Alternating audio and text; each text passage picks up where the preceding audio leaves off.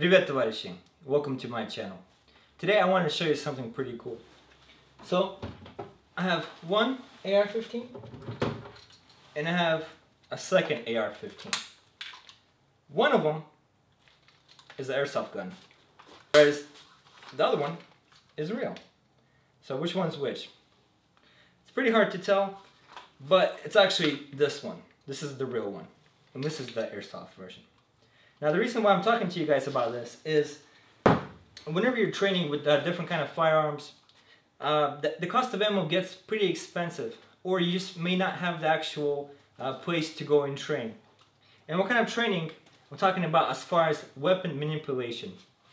Anytime you bring the weapon up, your sight system, how you remove your magazine, how you charge the weapon, stuff like that.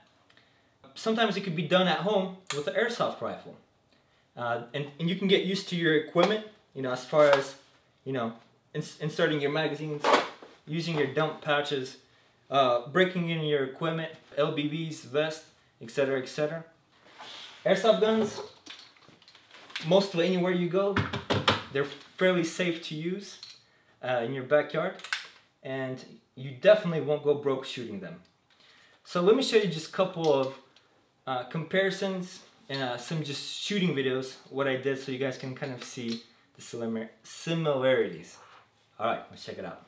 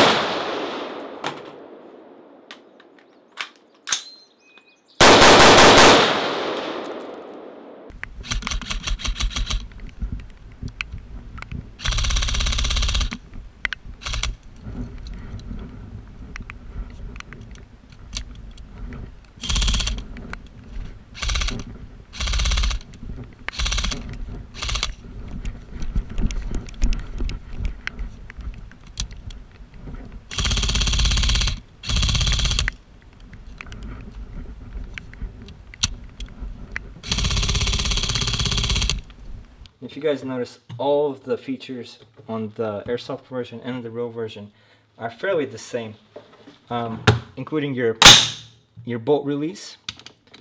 And on this RM4, this is a functional bolt release. Whenever you're done shooting, you'll have to push this to release it.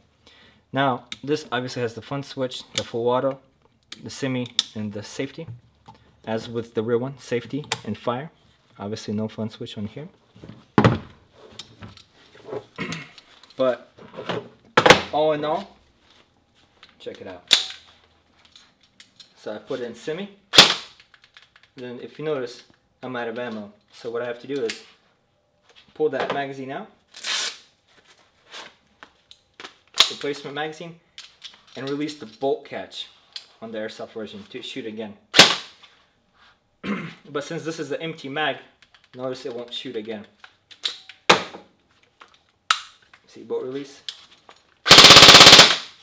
Without a magazine, it'll continue firing like it's full magazine, because there's nothing to activate it.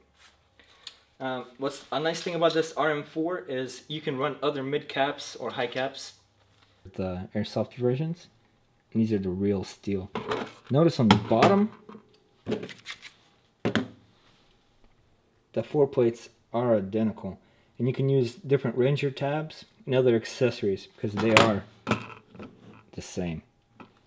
What's really nice about the RM4 magazines, not only do they have the electronic cutoff, but they also have an option. You can choose between 30 and 60 rounds if you want to be realistic or not. As you guys can see, airsoft can be very similar to the real deal.